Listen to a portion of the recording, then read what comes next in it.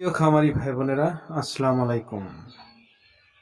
কাছে কিংবা দূরে, দেশে অথবা প্রবাসে, যে যেখান থেকে এবং যে অবস্থান থেকে ভিডিওটা প্লে করছেন তাদেরকে আন্তরিক শুভেচ্ছা ও অভিনন্দন জানিয়ে শুরু করছি আজকের প্রতিবেদন। আমি বুলবুল আহমেদ, সিরাজগঞ্জ উল্লাপাড়া জনতা এগ্রো ফার্ম থেকে। সুপ্রিয় দর্শক, আজকে আমি আপনাদের জানানোর চেষ্টা করব 2 মাস বয়সী ফার্মি মুরগির বাচ্চার দাম এবং এদের রোগবালাই, খাবার দাবার এবং ফার্মি মুরগি নিয়ে খামার করলে আপনি কিভাবে লাভবান হবেন, A to Z এই ভিডিওর মাধ্যমে জানানোর চেষ্টা করব। অবশ্যই ভিডিওটা স্কিপ না করে শেষ পর্যন্ত দেখার চেষ্টা করবেন। সুপ্রিয় দর্শক, তার আগে বলছি, যারা আমার চ্যানেলে নতুন, অবশ্যই কৃষিভিত্তিক এবং খামার ভিত্তিক নতুন নতুন ভিডিও পেতে চ্যানেলটা সাবস্ক্রাইব করে আমাদের সঙ্গেই থাকার চেষ্টা করবেন। সুপ্রিয় দর্শক, এখানে যে দেখতে পাচ্ছেন এগুলো 2 মাস বয়সী মিশরি ফার্মি মুরগির বাচ্চা।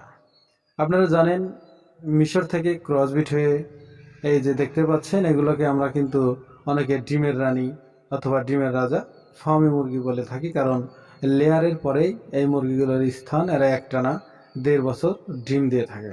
আর এই মুরগির ডিমগুলো বাজারে কিন্তু দেশি মুরগির ডিম হিসাবেও ক্রয় বিক্রয় হয়ে থাকে। আপনারা সেভাবেও করতে পারেন, কিন্তু বেশি লাভবান হতে যদি চান তাহলে অবশ্যই মুরগিগুলোকে প্যারেন্টস করে, প্যারেন্টস থেকে ডিম থেকে বাচ্চা ফুটিয়ে বিক্রি করলে অবশ্যই বেশি লাভ। আপনি যদি এমনি 100 ফার্মি মুরগি লালন পালন করে ডিম বিক্রি করেন, 7 থেকে 8 হাজার টাকা আপনি লাভ করতে পারবেন। আর যদি ডিম থেকে বাচ্চা ফুটিয়ে বিক্রি করেন, অবশ্যই মাসে 100 মুরগি থেকেই 15 থেকে 20 হাজার টাকা ইনকাম করতে পারবেন। আর সুপ্রিয় দর্শক, এটা কিন্তু মিশরের জাত, অরিজিনাল মিশরি ফার্মি চেনার উপায় সেটা হলো, এই যে দেখতে পাচ্ছেন মুরগিগুলো সাদা কালো ফোটাফুটি থাকবে এবং গলার নিচে পিওর সাদা হতে হবে। এটাই হলো অরিজিনাল মিশরি ফার্মি। অনেকেই কিন্তু ফার্মির কর্স বলে লাল বাচ্চাগুলো দেয়, সেটা কিন্তু সোনালির কর্স, ফার্মির না।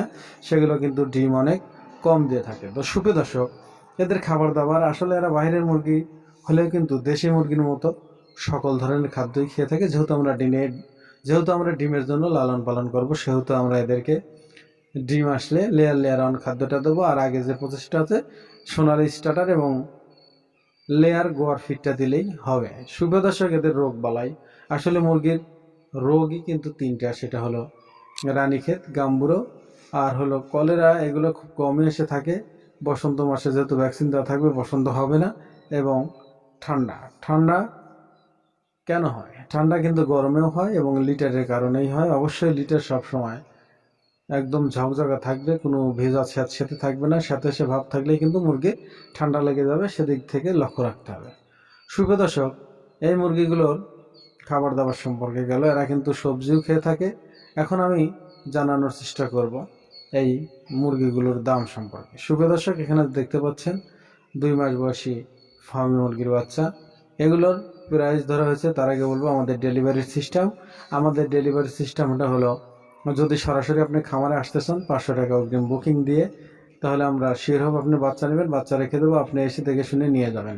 আর যদি না আসেন, তারপরে 500 টাকা বুকিং করতে হবে।